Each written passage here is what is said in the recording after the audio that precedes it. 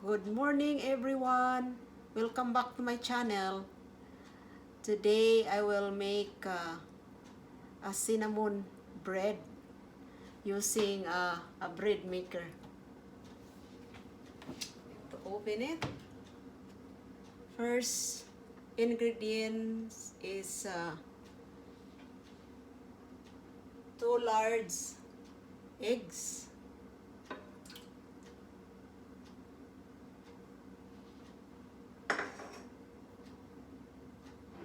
1.5 cup of lukewarm water,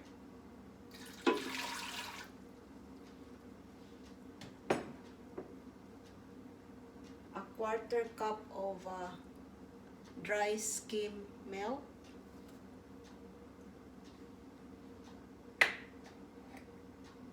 and 3 tablespoons of brown sugar.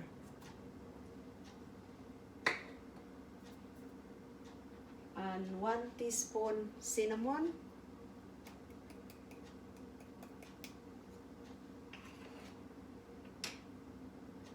one and a half teaspoon of salt, 1/3 cup of margarine. It's a square one, but I just chop into small pieces.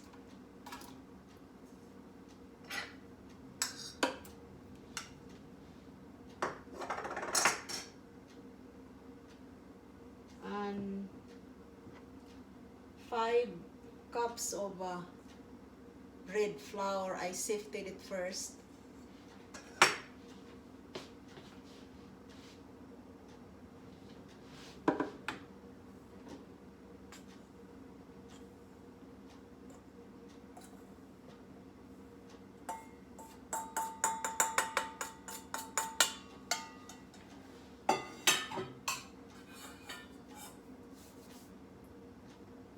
Two and a 1/4 teaspoon of active yeast, or you can use bread machine yeast, but I use a dry active one.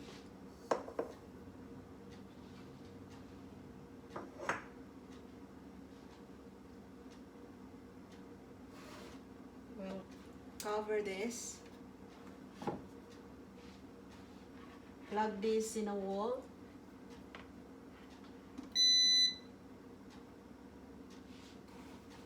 And select settings for sweet.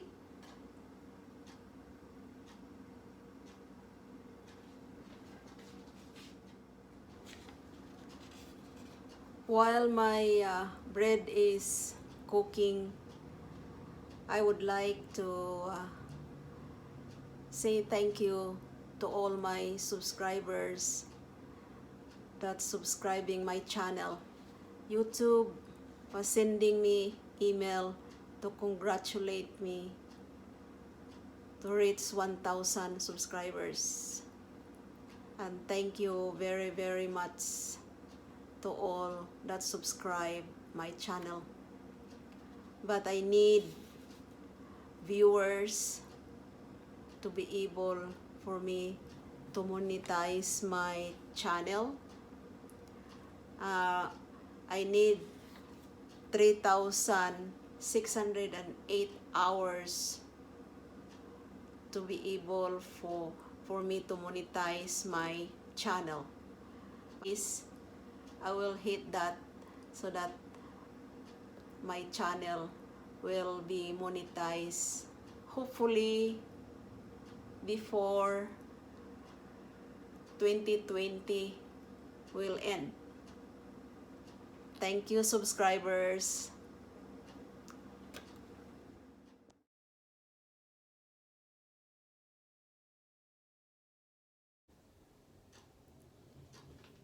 Bread is ready. It's rising right on top of there and stick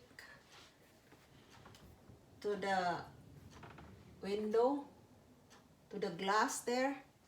And I have to take it out from the pan. Let's see.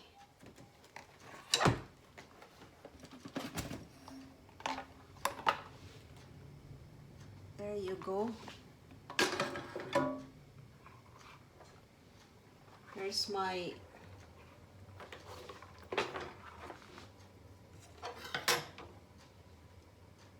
cinnamon raisin bread.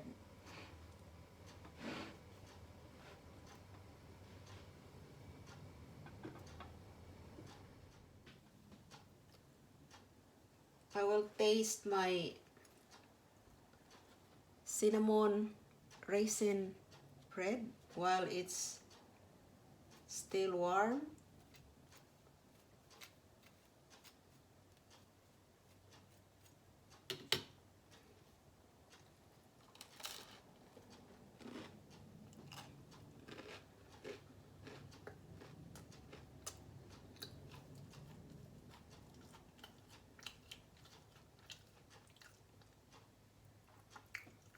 Really good.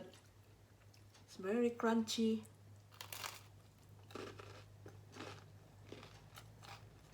Outside and very soft inside.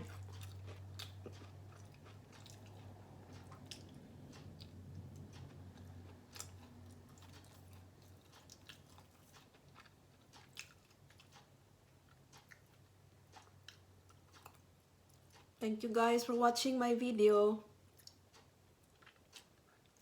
You have a nice day. Bye-bye.